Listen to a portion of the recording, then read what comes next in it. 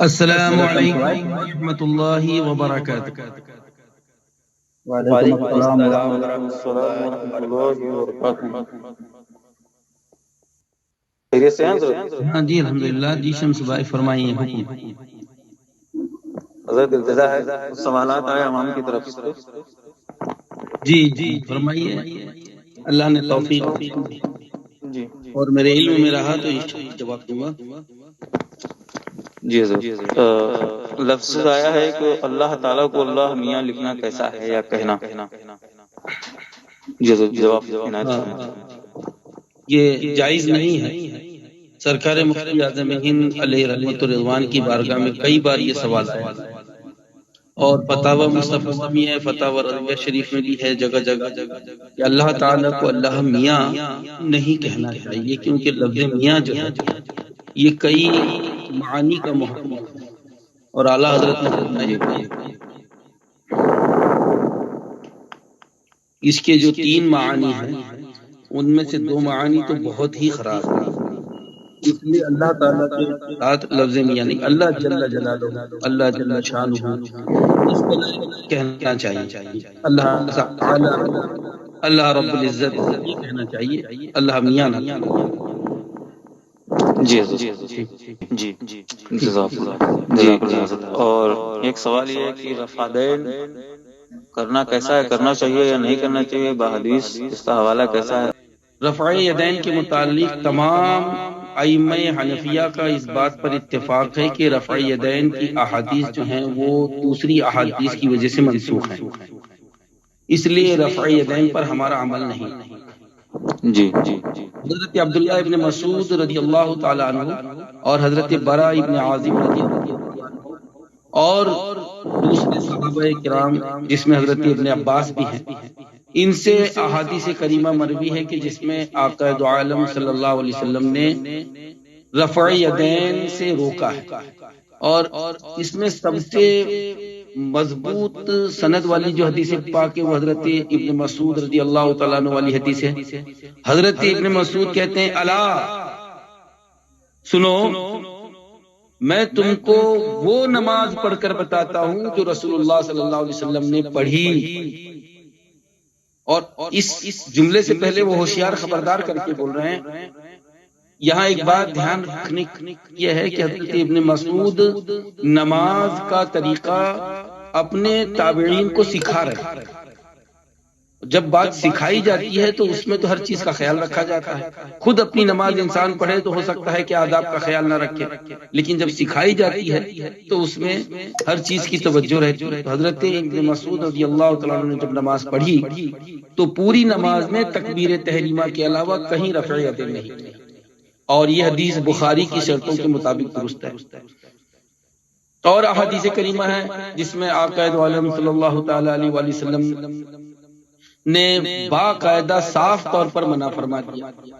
خرج علینا رسول اللہ صلی اللہ علیہ وسلم، حدیث شریف میں ہے کہ ہم نماز ادا کر رہے تھے، اس عالم میں سرکار اپنے حجرہ پاک سے تشریف لائے اور ہم کو نماز پڑھتے ہوئے دیکھ کر کہا کہ یہ کیا ہے کہ تم جو ہے شمس قبیلے کے گھوڑوں کی طرح اپنے دموں کو اوپر نیچے جیسے وہ اٹھاتے ہیں ایسے اپنے ہاتھوں کو اٹھا رہے، بار بار ایک مرتبہ تکبیر تحریمہ کے وقت رفع یدین، یہ اس پر تو سب کا اتفاق ہے۔ رہا یہ مسئلہ کہ دوسرے اور مواقع پر رفع یدین نماز میں ہے کہ نہیں، تو حنفیہ کا تمام ائمہ کا، حضرت ملا علی قاری، حضرت امام طحاوی اور جتنے بھی شارحین مذہب حنفی ہیں، سب نے ایک بات ضرور کہی ہے کہ رفع یدین کی احادیث جو ہیں وہ منسوخ ہیں۔ اس سلسلے میں صرف ایک بات یاد رکھیں، اچھی طرح ذہن نشین رکھیں کہ حضرت امام شافعی رحمۃ اللہ تعالی علیہ کی یہاں پر رفع یدین ہے لیکن واجب نہیں، وہ بھی اس کو سنت اور افضل کہتے ہیں، لیکن موجودہ دور کے غیر مقلدین، غیر مقلدین زمانہ رفع یدین کو ایسے ڈھنگ سے رواج دے رہے ہیں، بالکل صاف طور پر ان کے جملے اور انداز سے محسوس ہوتا ہے کہ وہ اس کو واجب سمجھتے ہیں، اور یہ جملہ بولتے ہوئے سنا گیا ہے کہ جس نے رفع یدین نہیں کیا اس کی نماز کیا ہوگی۔ تو اگر کوئی شخص اس کو واجب سمجھ کر رفع یدین کرتا ہے تو ہم کہتے ہیں کہ یہ ناجائز، بالکل اس نے غلط کیا، کیونکہ رفع یدین کو تو کسی امام نے واجب نہیں کہا۔ یہاں پر ایک شبہ اور کچھ لوگوں کا میں دور کر دوں۔ کچھ لوگ کہتے ہیں کہ بھئی جب امام شافعی رحمۃ اللہ تعالی علیہ نے بھی رفع یدین کیا تو رفع یدین کے متعلق غیر مقلدوں کی اتنی تردید کیوں کی جاتی؟ ان غیر مقلدوں کی تردید جو ہم کرتے ہیں اس کی وجہ یہ ہے کہ غیر مقلدین زمانہ نے کتابوں میں بھی لکھا، تقریروں میں بھی کہا، اور یہ کہا کہ جس نے رفع یدین نہیں کیا اس کی نماز نہیں ہوئی، تو اس کو واجب تو واجب فرض کا درجہ دے کر اس کو رواج دیتے ہیں، اور یہ بھی نہیں سوچتے کہ جہاں رفع یدین نہیں ہو رہا ہے وہاں ہم رفع یدین کریں گے تو نئی بات دیکھ کر لوگ بدزن ہوں گے اور لوگوں کے درمیان فتنہ پیدا ہوگا، لوگوں کے درمیان چمی گوئیاں ہوگی، مسجدوں میں آوازیں اٹھے گی، اس کا انہیں کچھ خیال نہیں ہوتا۔ تو ایسی صورت میں ہم سنی حنفی صحیح العقیدہ مسلمانوں کو چاہیے کہ اپنے ایمان و عقیدے کو محفوظ رکھتے ہوئے رفع یدین نہ کریں اور اپنی نمازیں بغیر رفع یدین کے کریں، کیونکہ حضرت عبداللہ بن مسعود رضی اللہ تعالیٰ عنہ جن کے بارے میں سرکار نے فرمایا کہ ان کی اتباع کریں، اور جو فقیہ صحابی خود مفتی مجتہد صحابی، تو ایسے جلیل القدر صحابی سے جو حدیث متصل سند تام الضبط کی روایت کی نظر ہے تو اس پر عمل کرنا چاہیے۔ نماز ہوگی کہ نہیں ہوگی؟ نماز تو ہو جائے گی۔ ہاف آستین کی ٹی شرٹ پہن کر اگر نماز پڑھیں تو نماز ادا ہو جائے گی، مکروہ تنزیہ ہے۔ اگر پوری آستین کسی شرٹ یا کرتے میں ہے اور اس کو سمیٹتے ہیں تو کپڑے کو سمیٹنے کی وجہ سے نماز مکروہ تحریمی ہے، لیکن ٹی شرٹ کی بناوٹ ہی ہاف آستین کی ہے تو وہاں پر تحریمی نہیں، تنزیہ ہوگی۔ لیکن اسی کے ساتھ ایک بات کا اور خیال رکھیں کہ یہ نماز وہ ہے جس کے بارے میں قرآن شریف میں اللہ تعالیٰ نے فرمایا خذوا زینتکم عند کل مسجد، ہر نماز کے وقت اپنے آپ کی زینت کو مکمل جو ہے اپناؤ۔ تو ایسی صورت میں ہاف آستین وغیرہ سے جو ہے نماز نہیں پڑھنا چاہیے۔ اسی کے بعد ایک اور لگتی ہوئی بات ہے، عام طور پر جو ہے بہت سے لوگ کوئی ایک چیز کا سوال پوچھ لیتے ہیں اور اس سے اٹیچ کوئی دوسری چیز چھوٹ جاتی ہے تو پھر نقصانات ہوتے ہیں۔ ٹی شرٹ کا جب سوال ہوا ہے تو ہاف آستین کا تو آپ نے ذکر کر دیا، سوال کرنے والے جو بھی ہیں ان کی نیت پر میں شک نہیں کر رہا ہوں، میں عام طور پر جو بات پیدا ہوتی ہے بس اس کی طرف میں ذکر کر رہا ہوں کہ انہوں نے ٹی شرٹ کی ہاف آستین کی طرف توجہ دلا دی۔ ایک دوسری اس میں بڑی خرابی ہے اور وہ یہ تو مکروہ تحریمی ہوگا، لیکن یہ مکروہ تنزیہی ہوگا یہ ہاف آستین والا مسئلہ، لیکن دوسری ایک چیز ایسی ہے کہ جس میں تو بڑی بڑی خرابیاں آئیں گی۔ آج کل کچھ عجیب و غریب مزاج کے لوگ پینٹ اوپر سے چھوٹی پہنتے ہیں اور ٹی شرٹ اوپر سے پوری پینٹ کے اوپر نہیں ہے۔ اگر وہ تھوڑا بھی جھکے یا بائک پر بیٹھتے ہیں تو بہت بڑی بے پردگی ہوتی ہے۔ امریکہ کے شیمینز کی اتباع کرتے ہوئے معاذ اللہ رب العالمین ہمارے وہ بھی مسلمان، یہ مسلمانوں کا ہرگز لباس نہیں ہے کہ پیچھے سے آپ کی بے پردگی ہو۔ تو ٹی شرٹ کا سوال تو آپ نے کر لیا اور ہاف آستین کی بات تو آ گئی یہاں، لیکن اسی کے ساتھ توجہ اس بات پر بھی دینی ہے کہ آج کل جو کٹ سائز کی ٹی شرٹ چل رہی ہیں اور لڑکے بھی کٹ سائز کی پہننا شروع کر دیا ہے، لڑکوں نے بھی، اور معاذ اللہ جو ہے وہ پیچھے سے اپنی دکھانے کی کوشش کرتے ہیں۔ اللہ تعالیٰ ان کو جو ہے اپنے پردے کی توفیق عطا فرمائے۔ مرد کو ناف سے لے کر تو گھٹنے تک یہ بھی جو ہے ہمارا ستر ہے، یہ بھی عورت ہے، ہاں عورت ہے، اس کا بھی پردہ ضروری ہے، مرد کو بھی ضروری ہے۔ تو جب ضروری ہے تو ایسی جگہ کھلی کیوں رہے؟ ٹی شرٹ کے متعلق نماز کا وہ مسئلہ تو آپ نے پوچھا، لیکن اس بات کا بھی خیال رہے کہ ٹی شرٹ ویسی نہ ہو کہ جس میں کہیں سے بے پردگی ہو۔ اللہ تعالی ہمیں مسائل شریعہ پر عمل کی توفیق دے۔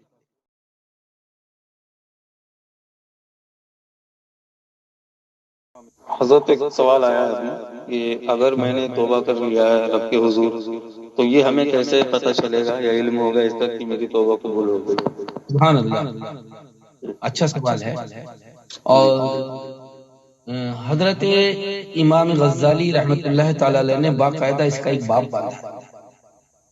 اور اس باب میں انہوں نے آقا دو عالم صلی اللہ علیہ وسلم کی احادیث کریمہ بھی لی ہیں۔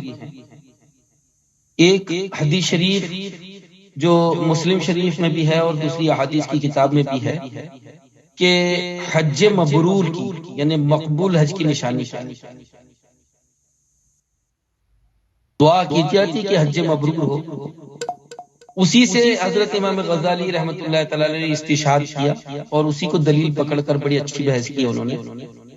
کہ میں نے جو توبہ کی ہے یہ توبہ میری قبول ہے یا نہیں، اس کا بندہ انداز کیسے لگا. تو یہ قلبی معاملہ ہے، دل کا معاملہ ہے، اور دل کی طرف توجہ اور اپنے آپ اور دیکھنا، اپنے گریبان میں جھانکنا، اپنے نفس کو ٹٹولنا، یہ ساری چیزیں اس میں شامل. جو بندہ یہ چاہتا ہے کہ میری توبہ قبول ہے یا نہیں، میں کیسے اندازہ لگاؤں، تو اس کو پہلے یہ عادت ڈالنی چاہیے کہ میں اپنے دل کو ٹٹولوں، اپنے نفس کا محاسبہ کروں. اگر یہ عادت نہیں بنے گی تو پتہ ہی نہیں چلے گا. پہلے یہ عادت ہونی چاہیے. حضرت امام غزالی فرماتے ہیں کہ اس کا فرسٹ اسٹیپ یہی ہے کہ دل کو ٹٹولنے کی پہلے وہ اپنی عادت بنائے. یہ سب کے بس کی بات نہیں، اپنے آپ کے دل کو ٹٹولنا یہ سب کے بس کی بات نہیں ہے، پردے پڑ جاتے. اللہ کی توفیق سے ہی ہوگا انسان اگر رب کی طرف رجوع کرے.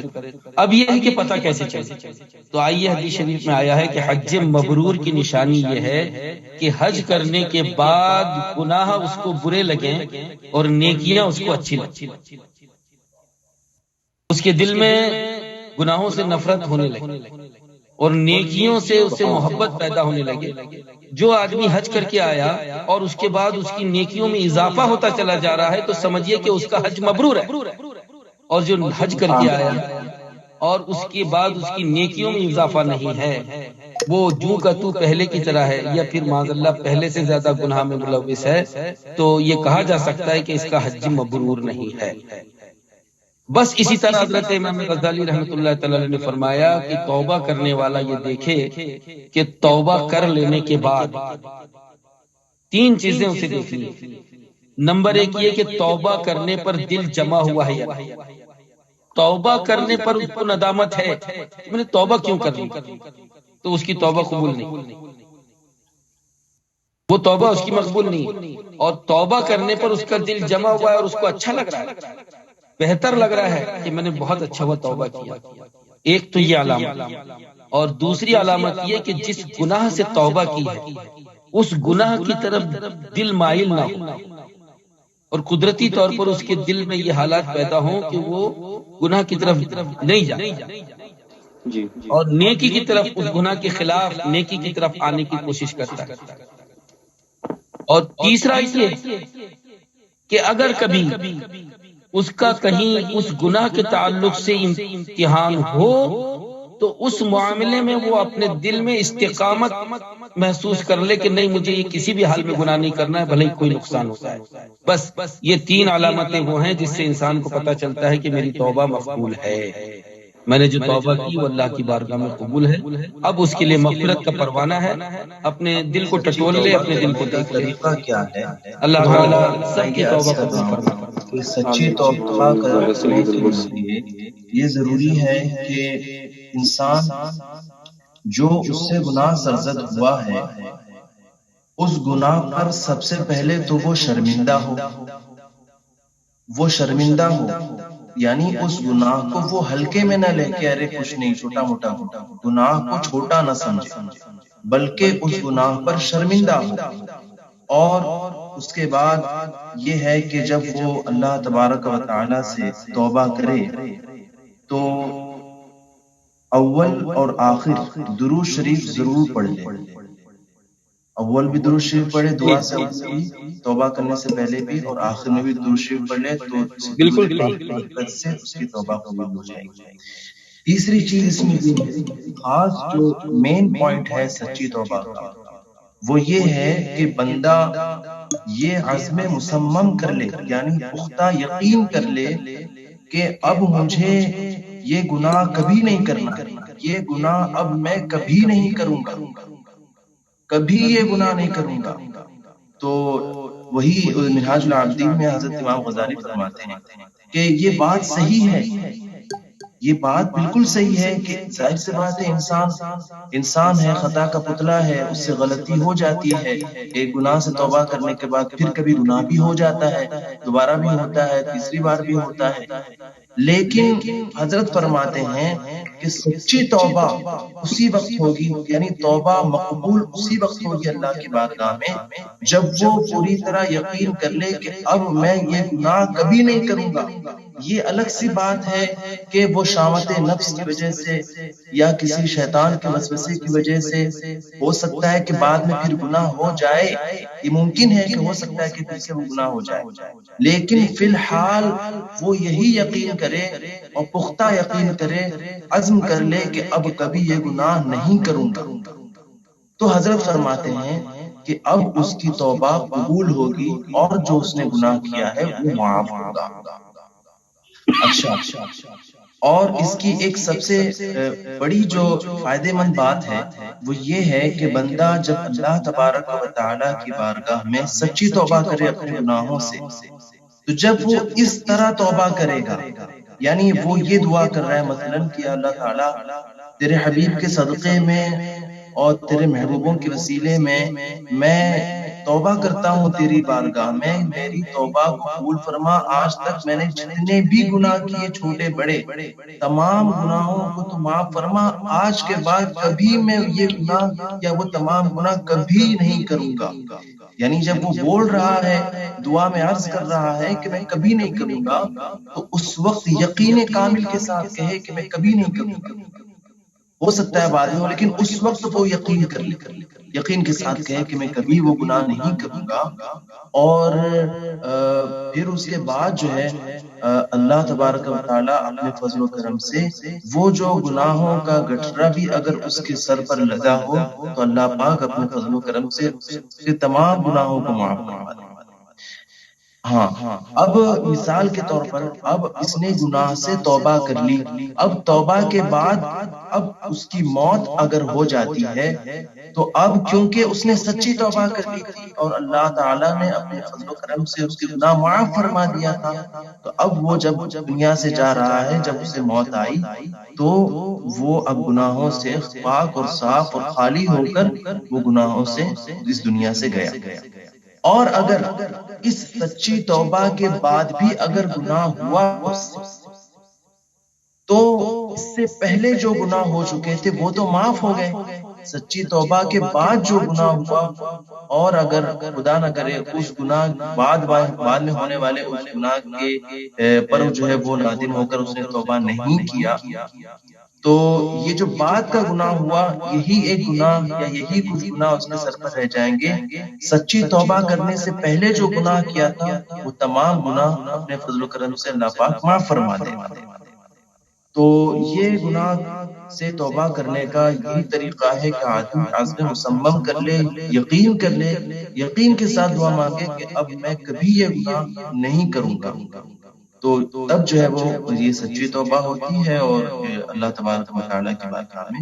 قبول ہوتی ہے۔ بہتر یہ ہے کہ اس میں حضور صلی اللہ تعالیٰ علیہ وسلم کے وسیلے سے توبہ کرے، غوث پاک کے وسیلے سے، اولیاء کرام کے وسیلے سے، صحابہ کرام کے وسیلے سے، اہل بیت کے وسیلے سے توبہ کرے تو اپنے اللہ تعالیٰ اپنے محبوب کے بندوں کے وسیلے سے بھی بندے کی مغفرت کرے۔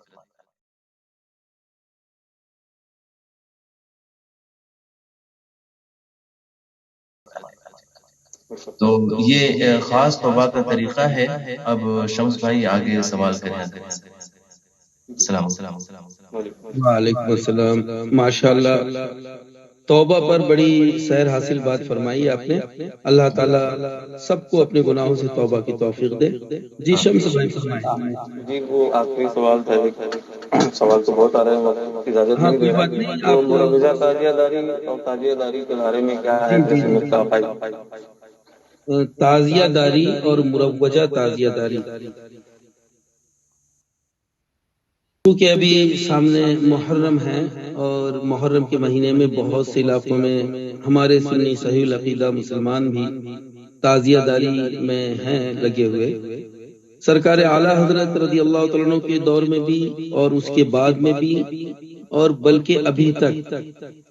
بہت سی جگہ تعزیہ کا جو طریقہ ہے وہ تعزیہ بناتے ہیں، پھر اس کے بعد میں اس کو گھماتے ہیں، پھر اس کے بعد میں کربلا نام کی جگہ لے جا کر اس کو پانی میں ڈبو دیتے ہیں۔ یہ مروجہ تعزیہ داری ہے۔ پھر اس کے ساتھ ایک چیز اور ہے کہ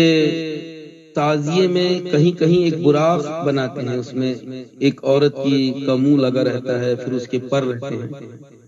کہیں پر ایسا ہوتا ہے کہ وہ امام حسین کا گھوڑا بنا دیتے ہیں اور وہی تعزیہ۔ تو یہ جاندار کی تصویریں ویسے ہی اسلام میں حرام، اور پھر تعزیے کے پاس جو اپنے ہاتھوں سے بنایا ہے وہاں لے جا کر اور اسی کو معاذ اللہ حضرت امام حسین کی قبر سمجھ کر وہیں فاتحہ کرنا، یہ ساری وہ چیزیں ہیں جو مروجہ تعزیہ داری میں چل رہی ہیں۔ اسی بنیاد پر اس تعزیہ داری کو منع کیا گیا، لیکن سرکار امام پاک حسین اعظم شہید اعظم رضی اللہ تعالیٰ عنہ کی یاد میں اگر کوئی روضہ امام پاک رضی اللہ تعالیٰ عنہ کی شبیہ بنا کر رکھے اور اس کو اسی کو اصل روضہ نہ سمجھے کہ ساری فاتحہ ساری حاضری وہیں ہو رہی ہے، صرف یاد کے لیے بنائے، جیسے ہمارے گھروں میں کعبہ معظمہ کا فوٹو ہوتا ہے، ہمارے گھروں میں گنبد خضرا کے فوٹو ہوتے ہیں، سرکار غریب نواز کے گنبد پاک کا فوٹو ہے، سرکار غوث اعظم کے گنبد پاک کا فوٹو ہے۔ تو یہ ساری کی ساری چیزیں جس طرح تبرک کے اعتبار سے اور گھر میں برکت کے لیے ہیں، صرف جائز نہیں بلکہ باعث برکت ہیں، اسی طرح سرکار امام پاک امام علی مقام کی یاد کے لیے ان کے روضے مبارک کی شبیہ فوٹو کی صورت میں ہو یا پھر روضے مبارک کی شبیہ ویسے ہی بنا لی جائے کہ اس میں گنبد وغیرہ سب نظر آ رہا ہے اور اسے دیکھ کر سرکار امام پاک کی یاد آتی رہے، ان پر جو ہے آقا دو عالم پر درود پڑھنے کے ساتھ آل اطہار پر بھی درود پڑھا جاتا رہے۔ تو اس یاد کے لیے جو تعزیہ اس کو ہم تعزیہ کہہ سکتے ہیں وہ جائز ہے، وہ تعزیہ داری ہے۔ اور جو مروجہ تعزیہ داری ہے، ان مروجہ تعزیہ داریوں میں بہت سی چیزیں ایسی شامل کر دی گئی جس کا شریعت میں کہیں پر دور دور تک کوئی اباحت کا شمہ بھی نظر نہیں آتا۔ مثال کے طور پر دیکھیے، میں اپنے بچپن میں اپنے آبائی وطن میں دیکھا کرتا تھا کہ بہت محنتوں سے ایک ایک مہینے میں تعزیہ، 4 درجے کا تعزیہ، 5 درجے کا تعزیہ، پھر اس کے اوپر گنبد بناتے تھے، کاغذوں کو کھود کھود کر نقشیاں بناتے تھے، اور پھر لکڑیوں سے قمچیوں سے بنانے کے بعد پھر اس کو گھمانا اور پھر لے جا کر اس کو ڈبو دینا، اس محبت اور پیار اور عقیدت کے ساتھ بنانا، اور پھر اس کے بعد میں اسی چیز کو اپنے ہی ہاتھوں سے ڈبونا، یہ تو مشابہت کفار ہو گئی کہ معاذ اللہ وہ لے جا کر وسرجن کر دیتے۔ اپنی چیز کو برباد، اپنے مال کو برباد کرنا اپنے ہاتھوں سے جائز نہیں ہوا۔ اور پھر اس میں براق کی فوٹو، اس میں پھر جو ہے گھوڑے کی فوٹو، اور پھر وہیں پر لے جا کر فاتحہ کرنا، بلکہ بعض جگہوں پر تو صرف ناریل ہی کی فاتحہ ہوگی اور وہیں ہوگی۔ یہاں ناگپور کے قریب ایک شہر ہے، وہاں شہر میں ایک باقاعدہ جو ہے ہال نما جگہ بنائی گئی ہے اور وہاں تعزیہ بنتا ہے، تعزیہ رہتا ہے۔ تو وہاں جیسے ہی محرم شروع ہوا تب سے لے کر 10 محرم تک، صبح سے لے کر شام تک وہیں لا کر لوگ فاتحہ کرتے ہیں، اپنے گھروں میں نہیں کرتے، اور باقاعدہ اس کو روضہ امام پاک حسین رضی اللہ تعالیٰ عنہ سمجھ کر اس پر حاضری دیتے ہیں، کھڑے رہ کر ویسے ہی فاتحہ پڑھتے ہیں۔ تو نقلی مزار، سرکار امام پاک کا نقلی مزار بنا کر اس پر فاتحہ پڑھنا، یہ سب مروجہ تعزیہ داری ہے، اور اس مروجہ تعزیہ داری سے ہمیں منع کیا گیا ہے، سختی کے ساتھ میں منع کیا گیا ہے۔ اور اسی مروجہ تعزیہ داری کے ساتھ ایک چیز اور ہے، سواری۔ بہت شہروں میں نہ ہو لیکن جہاں جہاں تعزیہ داری ہے مروجہ، وہیں سواری بھی، کہ ایک شخص جو ہے ایک علم اٹھاتا ہے اور اس کو جھلا جھلا کر اچھال اچھال کر کچھ بھی جملے بولتا ہے، بار بار لوگ نعرے لگاتے ہیں، پھر وہ یہ کہتا ہے کہ حضرت علی کی روح اس کے جسم میں آ گئی، اور پھر وہ کچھ بولتا ہے تو لوگ سمجھتے ہیں علی بول رہے ہیں، معاذ اللہ رب العالمین۔ تو یہ سواریوں کا جو مسئلہ ہے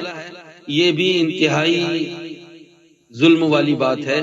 کہ حضرت مولا کائنات رضی اللہ تعالیٰ عنہ کی روح پاک کا اپنے جسم میں، تو گندا نکما آدمی، داڑھی بھی نہیں تیری، بلکہ کچھ تو شرابی ہوتے ہیں، اور اتنا بڑا دعویٰ، معاذ اللہ استغفر اللہ، اولیاء اللہ کی روح مبارک یہ کسی بھی انسان کی، ولیوں کی، عام انسان کی ایک کی روح دوسرے کے جسم میں نہیں جاتی. روح کا فیضان، روح کا جلوہ، روح کا نور، روح کی برکتیں آتی ہیں، کوئی روح کہیں نہیں جاتی. اس کی ایک مسلسل بحث ہے. بہرحال سواریاں بھی مروجہ تعزیہ داری سے جڑی ہیں جس میں کئی خرافات ہیں، اور خود جو مروجہ تعزیہ داری جس کو کہا جا رہا ہے اور جو ہم دیکھ رہے ہیں لوگوں میں اس کا معاملہ، تو یہ چیز ایسی ہے کہ جس میں بہت سے خرافات اور ناجائز چیزیں جڑ گئی. ہاں اگر کوئی شخص اس کو جواز کی حد میں رہ کر کرنا چاہے تو روضہ امام پاک رضی اللہ تعالیٰ عنہ کی شبیہ بنائے اور اس کو اپنے ہاتھوں سے نہ توڑے، لے جا کر ڈبائے نہ، بلکہ اسی کو اپنے امام پاک رضی اللہ تعالیٰ عنہ کی یاد کے لیے اپنے گھر میں رکھے. ایک گھر سے دوسرے گھر میں لے بھی گیا تو کوئی حرج کی بات نہیں ہے اس میں لے جانا، لیکن جو ہے اس کو ایسا نہ بنائے کہ بھئی اس کے اصل مزار کی طرح اس کے ساتھ میں سلوک ہونے لگی کہ وہاں کھڑے رہ کر فاتحہ بھی پڑھ رہے ہیں، وہاں پر نیاز وغیرہ لا کر وہیں پر فاتحہ ہو رہی ہے، پھر وہاں اگربتی بھی ہے، وہیں پر ہار بھی، وہیں پر پھول بھی چڑھ رہے ہیں، وہیں پر چادر بھی چڑھ رہی ہے. ان سب چیزوں سے پرہیز ہونا چاہیے. نقلی چیزوں کو اصل مزار بتا کر یا اصل مزار سمجھا کر یا اپنے عمل کے ذریعے اصل چیز کا اس کے ساتھ سلوک کرنا حرام ہے. مولا تعالی ہمیں شریعت کے دائرے میں رہ کر اہل بیت اور خاص طور